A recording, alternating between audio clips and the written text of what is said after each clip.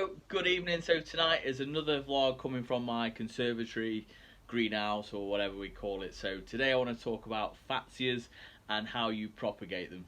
Fatsias for me are one of those plants that you can put in a shady spot, so they're not sun loving, things like your palms and your canna lilies and things like that, but it's a great specimen plant. You can see these big architectural sort of leaves just here. So if you do put them in full sun, now what will happen is they'll actually start to turn yellow, and it's not because they're starved of nutrients or anything like that. It's actually just because they don't like being in sun. So if you have got space in the garden what doesn't get that much sunlight, or maybe just a little bit of morning sun and then it remains in the shade for the rest of the day, then this is your plant.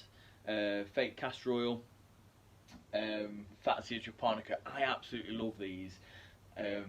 They are hardy, so they can go outside. I bring my smaller ones in throughout the winter, although I've kept my larger ones out last year. Did suffer a little bit with the frost, but they didn't die. They bounced back really well. It's just a case of they didn't look too pretty come spring. So let me show you how easily they are to propagate. So let's show you that.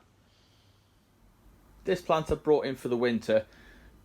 Didn't cost me too much money. It's put on lots of growth. I'm really happy with it, and it's like a multi-crown plant. So what I mean by that is if you look into the stem itself, you'll see there it's got like one larger in the middle, three, four largest sort of stems, and then there's a couple of, sorry about that, there's a couple of really small ones there. I know it's not the best of light, so I do apologise. So there's one there and then one towards the back. So what I am going to do, take a sharp pair of scissors or secateurs or a knife, and I'm just going to cut these little ones off just as low as I can, really.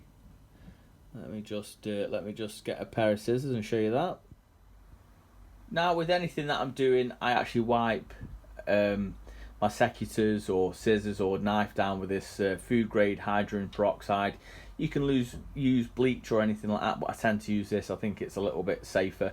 This is just to make whatever you're cutting with sterile, so you're not sort of turning anything or cross-contaminating, should I say, between plants if you've got any nasty stuff knocking about. So highly recommend this. It's not too expensive.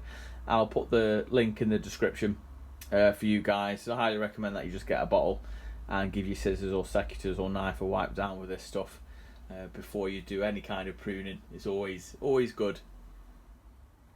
So apologies, but there was no way I could film that and show you at the same time with it being buried into the plant. So this is what it is. So this is about probably 6 inches in length. I've gone down as low as I possibly can within the soil.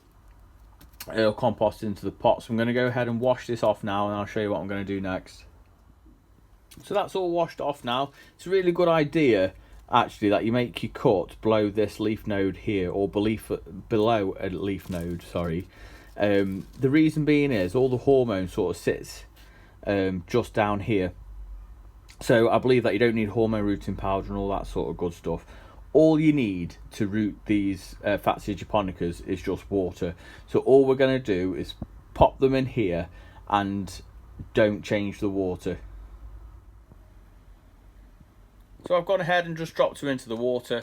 What you got to make sure is they're fully sort of submerged at the bottom. So exactly where we want them to be, where that hormone's sitting underneath those leaf nodes. Make sure they're covered with water and leave them in there. So you can top the water up, but don't change it. There's no need to change the water or anything like that. Even if it gets algaed up, it's not going to take anything away from it. Keep them on a nice warm windowsill and they will root in no time. So within a month, you should see quite a healthy root system starting to grow. Then obviously you can transplant them. So that is as easy as it gets when it comes to propagation. There we have it. So I hope you enjoyed this quick video on Fatsia japonica cuttings. It really is that simple. So yeah, let me know how you guys do, whether you found it useful and all that sort of good stuff. So until next time guys, I'll see you in the garden.